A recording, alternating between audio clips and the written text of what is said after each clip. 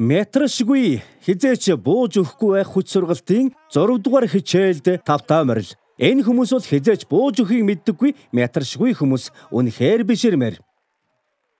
Тэгэхээр хичээл маань өөрийгөө зэвсгэл гэдэг нэртэй.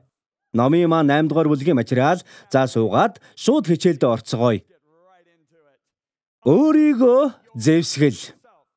Би та нарт Петрийн бичсэн үгээс уншиж өгмөр байна. Энэ бол миний амьдралыг өөрчилсөн миний хайртай бичээс. Петрийн 4-р бүлгийн 1-р ишлэлд иймээс Христ нэгэнтээ мах бодороо зовсон тул та нар ч гэсэн ижил санаагаар өөрсдийгөө зэвсгэл. Учир нь мах бодороо зовсон нь нүглийг дуусгасан гэжээ. Цэргүүддээ ширхэгч сум, буу, их буу, бөмбөг, танк, онгоц тэр бүхэл хутагч бариулалгүй дайн дэлгэдэг улс гэж байдаг юм уу? Байдаг бол ёстой таник. Тэр улс дайнд яах болж байна? Ялах уу? Ялах уу дайнд? Би асуулт асуусан шүү. Тэд ялах уу? Тэд тулдаж чадах уу? Ялдаггүй юмаа гэхэд ядаж амьд гарах уу? Мэдээж үгүй. Миний бодлоор хайрын сайхан залуусын дийлэнх нь алагдаж үлдсэн нь дайсанд олзлуулах байх. Инээдтэй санагдаж болох ч зовлонд ямар ч зэвсэггүй яваа итгэгчид үүнээс ялгаа юу юм блэ? Гэтэл маш олон итгэгчид гар хоосон явдаг. Яагаад гэвэл амьдралд нь зовлон ирэхэд гар хоосон байсан хүмүүс цочрол, самуурал, гайхшралд ордог. Тэгэд хариу үйлдэл хийх биш, хариу мэдрэмжил үзүүлдэг. Наадтай хамт байна уу? Тэгэхээр Есүсийн Петрийн хэлсэн шиг зовлонд өөрсдийгөө зэвсгэл. Есүс яаж зовсон бэ? Тэр нүгэл хий зовсон уу? Хизээч үгүй. Есүс нүглийг эсэргүүцсэн. Есүс өвчин эмгэгт нэрвэгдсэн үү? Хизээч үгүй. Гэхдээ Есүс өвчнийг эсэргүүцсэн байх. Тэр ажлаа гүйцэтгэхдээ мөнгө төгрөгөөр гажигдсан уу? Үгүй. Гэхдээ хангамжийнхаа төлөө бурхан цаг үргэлж найдах ёстой байсан байх. Тэр бүх талаараа шалгагдсан. Таны туулж байгаа бүхэл зовлон Есүс хэдийнэ туулаад гарсан. Тийм үү? Есүс тулгарч байсан шудраг бус нэг зовлон нь нэн ялангуяа эргэтэн дархтнуудаас ирж байсан шудраг бус хандлага юм аа. Миний бодлоор энэ нь шинэ гэрээнд гардаг зовлонгийн хамгийн том төвшин байх. Паул ч бас ийм зовлон туулсан. Паул 5 удаа чулуугаар нүүлгүүлж, 3 удаа ташуурдуулж, саваагаар жанчуулж, нутаг нэгтнүүд харийнхан хуурамч ахан дүүсээс болж зовсон юм. Бас гүтгүүлж, доромжлуулж, шудраг бус хандуулж, худал ярианд өртөж, гутаагдж, буруу ялагдах нь энэ үхэнд байсан. Тэгсэн хэрн Паул үнэндээ Христ Есүс дотор сүсэг бишрэлтэй амьдрахыг хүсэгч бүх хүн хавчигдах болно хэмээн сэрэмжлүүлжээ. Тиймээс бурханлаг амьдрах гэсэн хүн хавчигдана. Наадтай хамт байна уу? Та дэлхийтэй адилхан амьдрал ерөөсөө ч хавчигдахгүй. Яагаад гэвэл та урсгал сөрөхгүй юм. Үнэндээ та дайны хоригдол болчихжээ. Та дайсны дээхэ гэдэг шоронд хоригдчихсан. Та хаанчлалын төлөө дайтхай болчихсон. Гэхдээ дайсны шоронд сууж өдрийн 2-3 хоол юм уу өгснийг нь идэж суугаа хоригдлууд биш. Харин галын шугам дээр байлдаж яваад сэргүүдэл хаанчлалыг тэлдгийг би мэднэ. Амен. Тиймээс хэрв та янз бүрээр зовж байгаа бол гараа өргөөд би хаанчлалыг тэлж байгаа гэж хэлээрэй. Амен. Халелуя. Бид бурхны хаанчлалаас тэсөөр тэр бүхэл хаанчлалыг эсэргүүцдэг дэлхийд аж төрж байна. Тиймээс та зовно. Амен. Тэгэхээр одоо би тань зэвсэгтэй болоод зэвсэггүй хүмүүсийн ялгааг зааж өгье. Арилжааны нисэх онгоцны жолооч нар 6-аас 12 сар тутамд тогтмол бэлтгэл сургалт хамрагддаг. Ямар бэлтгэл гэж үү? Тэднийг 2-3 өдөр хиймэл онгоцсон суулгана. Боловсронгүй хиймэл онгоц гэж юу вэ? Энгийнээр хэлбэл энэ нь яг жинхэнэ нисэх онгоцыг хуулж хийсэн нарийн төвөгтэй компьютер систем юм аа. Үүнээс гадна энэ гадаад орчныг бүтээсэн визуал системтэй хөдөлгөөн тавцан дээр суурилагдсан нүсэр компьютер систем юм. Тэгэхээр үндсэндээ хиймэл онгоцонд байгаа хүн жинхэнэ онгоцонд байна уу, хиймэл онгоцонд байна уу гэдгээ хэлж мэдэхгүй. Маш бодтой. Наадтай хамт байна уу? Тэгээд тэр хиймэл онгоцонд яадаг вэ? Тэд 3 өдрийн турш мөнөөх нисгэгчийг чинь байж болох бүхэл бэрхшээл дундуур гаргана. хүчтэй чичиргээ, хүч салхи, эрсдэс цаг агаарын нөхцөл, мотор эвдрэх, хүч алдах, газар дуулах төхөөрөмж эвдрэх гэх мэт. Наад захаас нь нэрлэхэд ийм байна. Нисгэгчд хиймэл онгоцон дотор суурьч болно гэхдээ анхааралтай сонсоорой. Эцэстээ сурдаг юм аа. Тэгэд ийм бэлтгэл сургуулийн ачаар маш олон онгоцны суйрлээс сэргийлж чаддаг юм.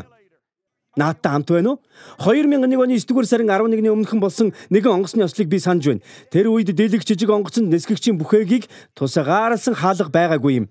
Тэр үеийг санаж байгаа хүн байна уу? Наад шиг настай хүн энд алга шиг байна. За ямар ч байсан нисгэгч нарын бүх үйлдэлийг харах боломжтой байлаа. Яагаад? Онгоцон жижиг учраас бүхээгний хаалга байхгүй.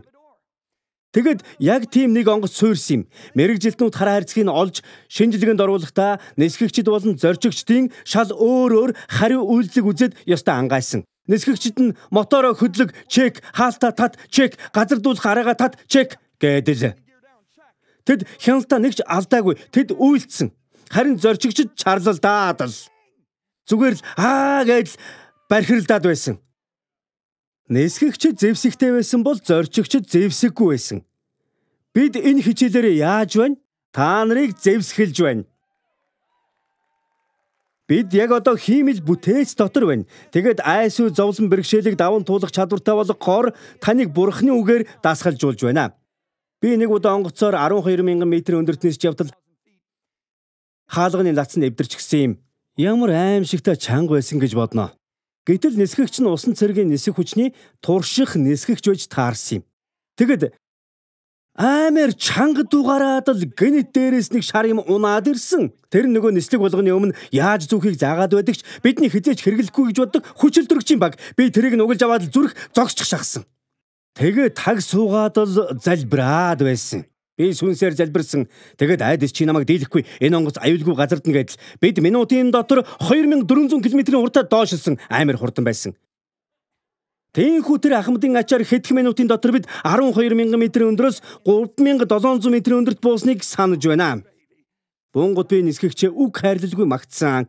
Та нараа ёстой мундаг юм аа гэдэл. Тэгнь үстэй. Энэ хичээлийн зорилго нь яг энэ юм. Би таныг тэр усан цэргийн турших нисгэгч болгомоор нь. За юу? Амен. Зэвсгэлсэн байхын тулд бидний мэдэх ёстой сүнсэндээ хүлээж явах ёстой юмс байна. Наадтай хамт байна уу? Нэгдүгээрт мэдэх ёстой эхний зүйл бол зовлон ирнэ. Зайлшгүй ирнэ. Есүс ертөнцид та нар зовлонтой байна гэсэн. Энэ нь мөнх клипсис гэдэг грек үг юм. Ирж магадгүй биш харин ирнэ. Өөрөөр хэлбэл шулуухан хэлэхэд та амьсгалж байгаа бол зовно. Амен. Паул бид олон зовлон туулж байж Бурхны хаанчлалд орно гэсэн. Бурхны хэмжээлшгүй хүчит захиргаанд. Мөн түүнчлэн тэгснэр хэнч эдгээр зовлонд ганхахгүй. Учир нь бид үүний тулд заяагцсан гэдгийг та нар өөрсдөө мэднэ гэсэн. Бид яг л дайнд явж байгаа цэрэг хүн шиг зовно. Ямар ч мундаг цэрэг дайнд ялагдах гэж явдаггүй. Дахиад хэлэх үү? Ямар ч мундаг цэрэг дайнд ялагдах гэж явдаггүй. Тэр ялалтыг л хардаг. Тэр зовох ёстой бол зовоод хааны төлөө, улсынхаа төлөө зорилгодоо хүрэхээр явдаг. Найзууд минь бид дайтаж байна. Есүсийг дагахаар шийдсэн хүн амар тайван амьдрна гэж бодсон уу? Хүмүүст яг ингэж заадаг номлогчд ч байдгийг мэдхүү. Одоо та нар сайхан амьдрна гэдэл. Энэ бол үл гүйцэлдэх амьдрал. Тэр хүн худалч.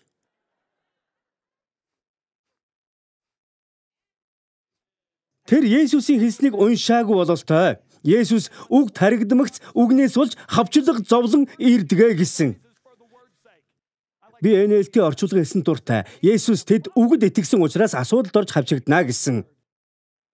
Найзуудаа та нар Есүс дээр ирэхдээ зовх гэрэнд гарын үсгээд зурчихлаа гэсэн үг юм. Тиймээс бэлэн бай. Гэхдээ юугаач та нар зэвсэгтэй дайсны хандлагатай болно. Зайлбай хүрээдэргээл. Миний яриаг ойлгож байна уу? Би хаанда алдрыг авчраад бэлэн байна гэдэл. Амен. 2 дугаарт би одоо хэлье. Би дахин хэлмээр байна. Та нарт зовлон ирнэ. Гэхдээ та үнд ялагдах үндэслэлгүй. Эзэн биднийг бүгдээс нь чөлөөлсөн учраас. Зэвсэглэх 2 дахь зүйл нь та цоошин зүйлтэй тулгарахгүй. Наран дор нэг ч шин юм байхгүй. 1-р Коринт 13 дээр хэлсэн Бурхны үгийг үз. Та нарт учирсан сорилтонд хүнд тохиолдгол зүйл Бурханд итгэмжтэй. Тэр та нарыг хэрчийн хэтэртэл соригдохыг зөвшөөрдөггүй. Харин давж гарахын тань тулд сорилттой хамт гарцыг ч бий болгоно. Бурхан хизээж таны хэрээс хэтэртэл зүйлийг зөвшөөрөхгүй. Бурхан таныг аваад гарахтаа л гарнаа. Гайхамшигтай. Тань тохиолдож байгаа зүйлийг хэн нэгэн өмнө туулаад даваад л гарсан. Тиймээс танд чадахгүй юм байхгүй. Эдгээр нь бичээсдэг хамгийн том 2 зүйл юм. Танд тохиолдож байгаа нь шинэ юм биш. 2-дугаар танд таны чадвараас давсан зүйл хязгаарч ирэхгүй. Өөр нэгэн орчуулга дээр Бурхан амлалтаа биелүүлдэг бөгөөд та нарыг бат цогсох чадвараас чинь хэтэрсэн зүйлээр соригдохыг зөвшөөрөхгүй гэдэг. Тэгэхээр танд юу ч тулгарсан бай, Бурхан танд бат цогсох хүчийг эдийн өгч гисэн. Диавол та нарт дураараа хүрч чадахгүй. Би дахиад хэлье. Диавол та нарт дураараа хүрч чадахгүй. Түүний довтолгоо бүр авгаа хүчрхэг Бурханы зөвшөөрлөөр ордог юм аа. Аав чинь танд өөртөө алдрыг авчруулж хаанчлан тэлэх сорилтыг л зөвшөөрч илгээн. Би дахиад хэлэх үү? Аав чинь танд өөртөө алдрыг авчруулж хаанчлан тэлэх сорилтыг л зөвшөөрч илгээн. Эртний чуулганд нэгэн авгаа зохиолч байсан юм. Нэр нь Тертуллиан. Тэр манай эртний 160-аас 230 оны үеийн Хойд Африкийн анхны итгэлийн эцгүүдийн нэг юм. Түүний бичсэн зүйлийг би уншиж өгмөр байна. Тэр анхааралтай сонсоорой. Яагаад гэвэл тэр үед хүмүүс биднийхээс арай өөр бичиж ярьдаг байсан юм шүү. Тиймээс сайн сонс. Үнэхээр гайхмаар. Бурхан Сатаны арга загварыг ажилуулахыг зөвшөөрөхдөө давхар өөрийнхөө сайнны зорилгыг хэрэгжүүлсээр ирсэн юм. Бурхан хүний сэргэлтийг хойшлуулсан яг тэр шалтгаанаараа диаволын суйрлыг хойшлуулжээ. Учир нь урд нь хүн Сатанд сайн дураараа ялагдсан шиг одоо Сатаныг сайн дураараа няцдарах орон зайг Бурхан хүнд гаргаж өгсөн юм аа. Ийхүү диавол өмнө нь хорлож чадсан хүндээ ялагдахтаа уламжиг хатуу шийтгэл хүлээнэ. Үүнийг ухаарсан хүн Бурханы сайн сайхныг уламж багтан бишрэх нь тодорхой буюу. Янзтай байгаа биз? Бурхан бидэнд аврагдахаас өмнө дарлуулж байсан дайснаа одоо буцаа өгч адилтай болох боломж олгожээ. Бурхан ёстой гайхамшигтай. Бурхан гайхамшигтай биш үү? Дайсан одоо Адамыг дарлсан шигэ Бурханы гарын бүтээл болсон хүн төрлөختнийг дарлаж чадахгүй. Есүс ирээд дайсныг үйлдлийн замаас гаргаж хаяад өдгөө бидэнд диаволыг дарлах завшаан олгожээ. Паул одоо би та нарын төлөө зовхдоо баяртай байна. Түүний бий болох чуулганы төлөө Христийн зовлонд юу дутаж буйг нь би махбоддоо нөхөдөг гэсэн юм аа. Паулийн үгийг дуулж байна уу? Олон номлогчид үүнийг номлодоггүй. Гэхдээ би дахин уншиж өгье. Одоо би та нарын төлөө зовхдоо баяртай байна. Түүний бий болох чуулганы төлөө Христийн зовлонд юу дутаж буйг нь би махбоддоо нөхдөг. Сайн мэддэггүй хүн энэ ишлэлийг уншвал бидний авралыг гүйцэлдүүлэхэд Есүсийн зовлон хангалтгүй байсан юм шиг ойлгогддог. Гэхдээ энэ бол худлаа юм аа. Тиймээс л хүмүүс энэ ишлэлээс ичдэг. Ойлгож байна уу?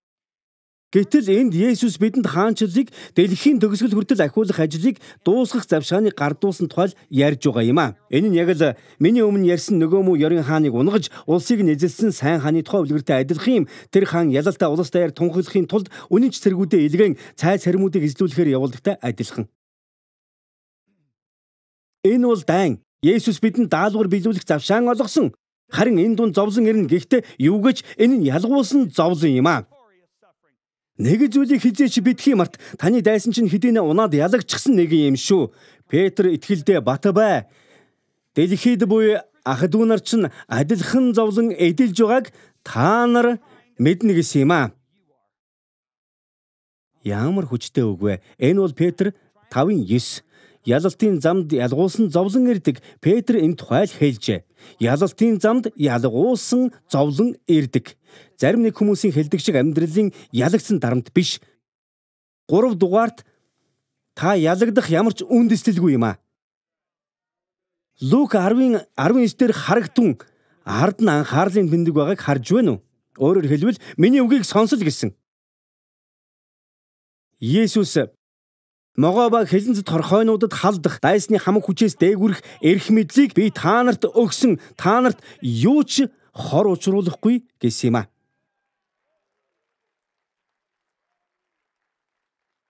Ямар хүчтэй мэдэгдэл вэ? Нэгдүгээр харагтун хэмээн анхааруулжээ. Есүс бидэнд зарим биш харин бүх хүчээс, Есүс дайсны зарим нэг хүчээс биш харин бүх хүчээс дээгүр эрх мэдлийг өгсөн. Бүх хүчээр дээгүрх эрх мэдлийг. Тэгвэл King James Version Библиэлд би та нарт дайсны бүх хүчийн дээгүрх хүчийг өгч байна гэдэг. Энэ үг Эфес 1:19-21 дээрх Паулын залбиралтаа яг таардаг. Бас итгэдэг бидэнд хандсан түүний хүч чадлын янзшгүй агуйг мэдэх болтугай. Тэр хүч нь бүх засаглал, эрх мэдэл, хүч ноёрхол, түнчлэн энэ үе төдийгүй ирэх үед нэрлэгдэх аливаа нэрээс дээгүр болгожээ гэжээ. Халелуя. Хол дээгүр гэж байгаа биз? Жаахан дээр биш, харин хол дээр.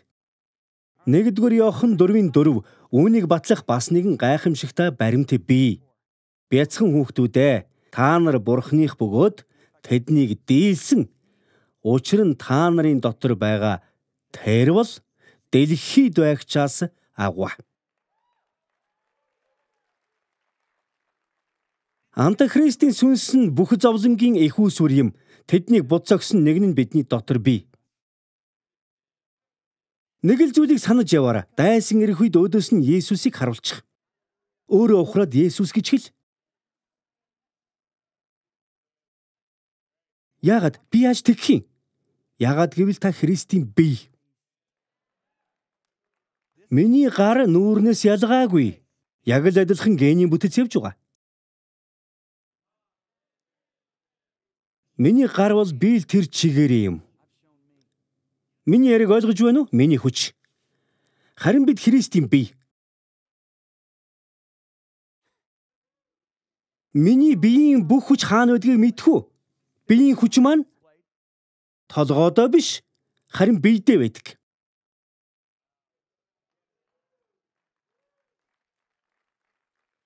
Үүнийг мөнх Тертуллианы үгээр зузаалбал та чи пөөх Бурхан бидэнд ямар мундаг төлөвлөгөө зэхэвэ гэж дуалдан да. Гэтэл бид шашинлэг болоод энэ бүхнийг бантан болгочихсон. Тэгээ за ямар ч байсан салгалаад ч болтугай амьд үлдэж чадвал удахгүй Есүс ирээд биднийг шүүрнэ гэдэг болсон.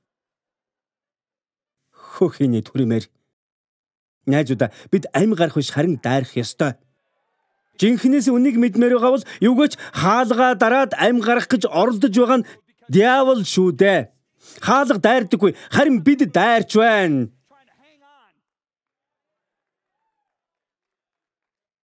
Амен. Амен. Бидний Христ дотор ямагт ялуулдаг Бурхан харин талархсан байг. Бид хэр их ялдаг бол дандаа ялдаг. Бурханаар төрсөн бүхэн ертөнцийг ялдаг. ертөнцийг ялсан ялалт нь бидний итгэл болоо. Яагаад гэвэл итгэлээр бид Бурханы нэгүүлсэлд хүрдэг. Харин нэгүүлсэл нь Бурханы зэвсэг юм. Маш хүчрхэг зэвсэг. Амен. 4-р зэвсэг нь энэ нь 3 дахь зэвсэгтэй салшгүй холбоотой зэвсэг. Нэгүүлсэл нь тулаан бүрийг ялахад хангалттай. Таны амьдрал дах Бурханы нэгүүлсэл нь танд ирэх тулаан бүрийг ялахад хангалттай юм. Дахиад таны амьдрал дах Бурханы нэгүүлсэл нь танд ирэх тулаан бүрийг ялахад хангалттай юм а. Паулд ч гэсэн өөрийн гэсэн зовлон байсан. Тэрээр 2-р Коринт 12-р бүлэгт энэ тухайга ярьдаг. Мөнөх агуу гайхамшигт илчилүүдээс болж махбодод минь өргөс өгөгдөж өөрийгөө хэт дөвөлгөхөөс сэргийлж намайг сатаны зарлаг илч дэлсэн аж. Энэ үгээс болж бөө маргаан гардаг. Гэхдээ үннийг хэлэхэд би гайхадаг юм а. Уг нь Библийг уншвал ямар ч маргаан байх ёсгүй. Гэхдээ уламжлал, шашинлаг номлогчид энэ үгийг бөөн зөрчил болгосон. Эхний зөрчил нь Паулд хэн өргөс өгчихв гэдэг асуудал. Гэхдээ би Бурхан биш гэдгийг шууд хэлнэ. Яаж мэдэж байгаа юм гэж үү? Яагаад гэвэл Илч Яаков бүү мэхлэгдэгтэн гэсэн. Тиймээс мэхлэгдмээр байгаа бол үүнд битгий итэг. Залмих гэдэг аимшигтай юм шүү. Мэхлэлд ганц л асуудал байдаг. Энэ нь мэхлэгдсэн хүн өөрийгөө зөв гэдэгт бүх зүрхээрээ итгэдэгч үнэндээ буруу байдаг. Энэ аимшигтай биш үү? Тиймээс Яаков хөөе мэхлээс хол баймаар байна уу гэсэн мэхлэгдмээргүй байгаа үстэй. Тэгвэл ах нь дүүс минь үгийг сонсоо. Аливаа сайн ноёрхол ба аливаа төгс бэлэг нь дээрээс гэрлүүдийн эцгээс бууж ирдэг юм. Түүнд өөрчлөгдөх сүүдэрч үгүй гэжээ. Тиймээс Бурханаас төгс сайнаас өөр юм гардаг гэж бодож байгаа хүн мэхлэгдэж буй хэрэг ажээ. Харин сатананы элчин явж сайн байж таарахгүй. Гэтэл гэхдээ эн чинь Паулыг бардамхаас сэргэлж байсан учраас сайн зүйл биш үү гэж хэлэх хүн гарч магадгүй. Тэгвэл та одоо Яаков 1:13 дээр хүгийг сонсохгүй юу? Яаков Бурхан муу мухай дуруу татдаггүй, бас өөрөө хэнийгч уруу татдаггүй гэсэн. Бурхан үүний сэдэгч биш. Амен. Амен. Тэгээд сүүлийн мэдээллийг нь үз. Бурхан хэний ч зам дээр ёрын мөг тавьдаггүй. Үүнийг ойлго. Танд ирж байгаа муу ёрын юмс нь Бурханаас биш. Хоёрдугаарх зөрчил нь Паулын өргөсөн чухам юу байв гэдэг асуудал юм. Энэ тухай арай жаахан удаан ярих хэрэгтэй болох байх. Зарим багш нар үүнийг нь өвчин харааны эмгэг юм уу, биеийн доройтол гэдэг байсан. Тэд Паулын дараагийн үгээс суулж ийм буруу дүгнэлт хийсэн бололтой Паулын юу хэлснийг би цааш нь уншиж өгье. 8-9 дугаар ишлэл үүнийг надаас ангижруулж өгөөч гэж энэ талаар би эзнээс 3 хүсэмжлэн гуйсан юм. Тэр надад миний нэгүүлсэл чамд хангалттай, учир нь мөхөстөлд миний хүч бүрэн төгс болдгоо гэж айлтсан. Бүгдээр мөхөстөлд гэж хэлнэ үү? Тэгэд Паул иймд Христийн хүч надад орших тул би ихэд баяртайгаар мөхөстлөөрөө илүү сайрхна гэжээ. Би мөхөстөлд оройтол гэдэг үгийг онцолж байна. Энэ хоёр үгийн утгыг мэдхийн тулд грек үгийг нь эхлээд харцгаая л да. Эхлээд бичээс дэх үгийг нь харцгаая, доройтол гэдэг үгийг. Доройтол гэдэг үг нь шинэ гэрээнд 12 удаа гардаг. Сайн мэдээнд голдуу биеийн доройтол юм уу өвчнийг дүрсэлдэг бол захидал номуудад гол төлөв хүний сул дорой байдлыг дүрсэлдэг. Өөрөөр хэлбэл аливаа зүйлийг өөрийнхөө чадвараар биелүүлэх чадваргүй байхыг хэлнэ. Эдгээр тохиолдолд энэ нь биеийн доройтол өвчнөд ямар ч хамаагүй байгаа юм. Тэгэхээр Ром 8:26 дугаар ишлэлд би та бүхэнд нэгэн жишээ өгье. Тэгэхээр энэ үгэн шинэ гэрээнд 12 удаа гардаг гэж хэлснийг санаж байгаа биз ээ. Үүний нэг нь Ром 8:26 юм. Үүнчлэн сүнс бидний сул дорой байдал тусалдаг. Сул дорой байдал гэдэг нь Паулын хэлсэн мөхөстөл гэдэг грек үг юм аа. Ариун сүнс бидний сул дорой байдалд тусалдаг. Тэгэхээр 2 дугаар Коринтер үнийг мөхөстөл гэж хэлсэн. Учир нь яаж залбирах ёстойгоо бид мэддэггүй юм. Харин сүнс өөрөө үгээр илэрхийлэшгүйгээр яолон бидний төлөө зуучлан гуйдаг. Тэгэхээр бүх итгэгчид доройтож өвчлөөгүй гэдэгтээ бид санал нийлж чадах байхаа. Тиймээс Паул сүнс бидний сул дорой байдалд тусалдаг. Гэхдээ хүний чадваргүй байдлын талаар ярьж байгаа юм а. Хүний чадваргүй байдал гэж юу вэ? Тухайлбал яаж залбирахаа мэдэхгүй байх явдал. Жишээлбэл ээж маань яг одоо Флоридагийн Веро эрэгт аж төрж байгаа. Тэгэд ээжд манд асуудал тулгарч болно. Гэтэл би үнийг нь мэдээгүй байж таардаг.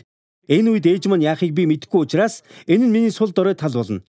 Ариун сүнс миний сул дорой байдалд тусалж ээжийнхээ төлөө яаж залбирахыг зааж өгнө. Паул энэ тухайл хэлсэн юм. Тэгэхээр бидний чадваргүй байдлыг Есүсийн чадвар дийлнэ. Үүнийг ойлгож байна уу? Тэгэхээр би танд өөр нэгэн бичээс өгье. Еврей 4:15 дээр учир нь бидэнд байгаа нь бидний мөхөстлийн өрөвдөж ис чадах тэргүүн тахилч бус харин нүгэлгүй атлаа бүх талаар бидэн шиг соригдсон нэгэн билээ гэдэг. Учир нь бидэнд байгаа бидний мөхөслийг өрөвдөж ис чадах тэргүүн тахилч бус харин нүгэлтэй атлаа бүх талаар бидэн шиг соригдсон нэгэн билээ. Мөхөстөл гэдэг нь Бурханы чадвартай харьцуулсан бидний сул дорой байдал болохоос ямар ч өвчин биш ээ. Надтай хамт байна уу? Паулын үг рүү очие. Би ихэд номчрох байж магадгүй, гэхдээ санаагаа заавал баталнаа. Цааш нь үүнийг надаас ангижруулж өгөөч гэж энэ талаар бизнес 3 хүсэмжлэн гуйсан юм. Тэр над миний нэгүүлсэл чамд хангалттай. Учир нь мөхөстөлд миний хүч бүрэн төгс болдог гэж айлцсан гэж. Тиймээс Паул иймд Христийн хүч надад оршихтул би ихэд баяртайгаар мөхөслөөрөө илүү сайрхна гэсэн юм. Одоо анхааралтай сонсороо. Би дээрх хоёр үгийг тэмдэглэсэн байгаа. Яагаад гэдгийг мэдвүү? Яагаад гэвэл энэ хоёр нь яг адилхан грек үг байгаа. Мөхөстөл гэдэг доройтол гэсэнтэй яг адилхан грек үг юм. Би батлаад өгье л доо. Би та бүхэнд өөр орчуулгаас уншиж өгье. Үүнийг яаж орчуулж болох байсныг хэлээ л дээ. Чамд миний нэгүсэл хангалттай байна. Учир нь сул дорой байдалд юм уу? Хүний чадваргүй байдалд миний хүч төгс болдог. Тиймээс Паул би сул дорой байдлаараа юм уу? Хүнийхээ чадваргүй байдлаар хамгаас баярлан сайрхан. Учир нь Христийн хүч над дээр байгаа гэжээ. Одоо хамаагүй утга төгс болж байгаа биз? Тэгэхээр мөнх номлогчдын хэлдгээр эсвэл орчуулгаар бол Паул чамааг өвчин эмгэгтэй баригдсан үед чинь л миний хүч дээд зэргээр ажиллана гэсэн учраас Христ надад хүчээ өгсөөр байвал би ямар их өвчтөй гэдгээр өнгөрсөөр байна гэж хэлсэн болж таарах гээд байна. Ингээд үзэхээр үнэхээр инээдтэй байгаа үстэй. Өөр нэгэн хувилбарт чамааг мөхөс үед миний хүч хамгийн бих байна. Тиймээс Христ надад хүч өгсөөр байгаа цагт би мөхөс байдлаараа өнгөрсөөр байна гэдэг. За үүгээр зогсъё. Бид захидлыг бүтэн агуулгаар нь авч үзвэл ямар вэ? Тэхэн дээр биш шүү. Паул өөр тулгарсан сул дорой талын талаар яг өмнөх бүлэгт ярьсан байдаг. Паул Евдэчүүд намайг 5 удаа 39 ташуурдсан. Намайг саваагаар 3 удаа жанчиж 1 удаа над руу чулуу шидэцгээж байв. 3 удаа би усан онгоцны суурилд өртөж гүн тэнгист өдөр шөнийг өнгөрөөж байлаа. Ахин дахин аялахдаа гол усны аюул, дээрэмчдийн аюул, овог нэгтний аюул, харийнхны аюул, хотын аюул, цөлийн аюул, тэнгисийн аюул, хуурамч ахад үсийн дундах аюул, зүдэл, зүтгэл, дараа, дарамт, байнгын нойр дутал, өлдөл, цангал, үргэлжийн мацаг, ноорог, нүцгэрэл, даарал, хөрөлд байлаа. Сайрхах ёстой бол би мөхөслөөрөө сайрхан гэжээ. Мөнөөхөл грек үг байна. Тэгэхээр Паулын сул дорой тал нь юу вэ? Энэ их аюулыг шийдвэрлэх чадлагүй байдал нь. Харж байна уу? Тэгэхээр ямар ч нүдний эмгийг эрүүл мэндийн асуудал биш байгаа биз? За тэгэхээр энэ бүх гинтийн зовлон Паул яагаад ч өөрийнхөө хүчээр дийлэхгүй байсан? Тиймээс л би сул доройгоороо сайрхан гэж бичсэн. Үүнийг лавшруулж үзэх үүднээс өргөсийн талаар өгүүлсэн бичээсийн өөр хэсгийг үзье. Бичээст өргөсийн талаар өөр 3 удаа гардаг нь бүгд Пентатик ном дээр байдаг юм. Хуучин гэрээний эхний 5 номд гэсэн үг л дээ. Ойлгомжтой юу? Би та нарт нэг жишээ хэлье. Тооллого 33:55 дээр харин та нар нутгийн оршин суугчдыг өмнөөсөө хөн зайлуулахгүй бол тэднээс та нарын үлдгэсэд чинь нүдэнд чинь өргөс хажуу хавирган чинь сундаг болно. Тэд та нарын амьдрах нутаг дээр та нарыг зовоох болно гэдэг. Энд ямар ч өвчний талаар яриагүй. Харин амьд үлдэх хаваас Израильчуудыг тамлах Канаанчуудын тухай хэлжээ. Тэгэхээр Библийн эрдэмтэн Паул энэ нэр томьёог зээлдэхдээ Мосиогоос тэс өөр утгаар хэрэглэхгүй нь тодорхой. Тэгвэл бидний төөрөгдөл инээдтэй байгаа үстэй. Тэгэхээр энэ тал дээр бид маргах ёсгүй. Гэхдээ энэ дундаас миний хамгийн дуртай зүйл бол Паулын сэтгэлгээний эрс шинжлэл юм. Сэтгэлгээний эрс шинжлэл гэж хэлье. Паул ихэндээ буруу модоос ихсэрчээ. 3 дахь удаага эндсний дараа эзэн би түнд ойлгуулахаас гэсэн байх. Тэгээд бурхан Паулд энэ миний дүрслэл шүү. Бурхан Паул чи ойлгохгүй байна уу? Би чамд дайсны хүчээс хол илүү хүчрхэг нэгүслээ өгсөн. Тиймээс чамд миний нэгүсэл хүч байхтал чи хүнийхээ чадвараар хийж дийлэхгүй бүхнээ хийж чадна. Өөрөөр хэлбэл эсэргүүцэл том байх тусам итгэж чадаж байгаа л бол миний нэгүслийг хүчийг нь бүр томоор харна гэж хэлжээ. Тэгээд Паул үүнийг ойлгомогцоос сэтгэлгээ нь эрс шинжлэгдсэн. Сэтгэлгээний эрс шинжлэл гэж юу вэ? Энэ нь аливаа зүйлийн талаар бод харах замаа эрс өөрчлөх явдал. Паулын сэтгэлгээ эрс шинжлэгдсэнийг бичээсээс харж болно. Паул энэ зовлонг зайлуулж өгөөч гэж гуйхаа болж харин яг ингэж бичжээ. Сонсоорой, би баяртай байна гэсэн. Энэ үгийг өөртөө шингээж аваарай. Би энэ бүх сул дорой, байдал, доромжлол, бэрхшээл, хавчлага, хүндрэл баяртай байна. Яагаад гэвэл би сул дорой үедээ бурхны нэгүслэр хүчтэй болдог гэжээ. Өөрөөр хэлбэл хүний чадвар мөхөсдөх цагт л бурхны нэгүсэл орж ирээд намайг хүний чадвараас минь давуулдаг. Наадтай хамт байна уу? Amplified Bible би таатай байна, дуртай байна гэдэг бол CV Bible дээр би баяртай байна гэдэг. Паул мазохист биш шүү. Паул зүгээр л тулаан том байх тусам том нэгүслийн бэлэг байж хааныхаа төлөө, хаанчлалын төлөө байгуулах ялалт нь бүр том байна гэдгийг ойлгосон. Үүнийг ойлгож байна уу? Яста янзтай. Тэгэхээр би энэ эсхийг дахин уншиж өгье. Эсэргүүцэл том байх тусам үүнийг илүү том хүчээр ялж гарах бөгөөд ирэх ялалт нь ч том байна. Дийлэн хүмүүс зовох дургүй. Паулын ойлгосон үнэн тэдний зүрхэнд байдаггүй. Эсэргүүцэл нь зүгээр 2 зүйлийн боломж гэдгийг тэд ойлгодоггүй. Нэгдүгээр тэдний дотор илүү том хүч харагдана. Хоёрдугаарт Христийн захиргааны төлөвшлийн дараагийн төвшин рүү өснө гэдгийг мэддэггүй. Бурхны энэ үг Паулын сэтгэлгээг бүрэн өөрчилсөн юм. Паул 2 дугаар Коринтыг манай эртний 56-нд бичсэн. Хэрв үүнээс хэдэн жилийн өмнө очивол Паул Ром гэдэг өөр нэг ном бичсэн байгаа. Гэтэл Ром номд Паул иймэрхүү юмсийн талаар тэс өөрөөр бичиж байсан нь харагддаг. Хэн бидний Христийн хараа салгах юм бэ? Хавчлаг уу, өлсгөлн үү, нүцгэрэл үү, аюул уу, илд үү?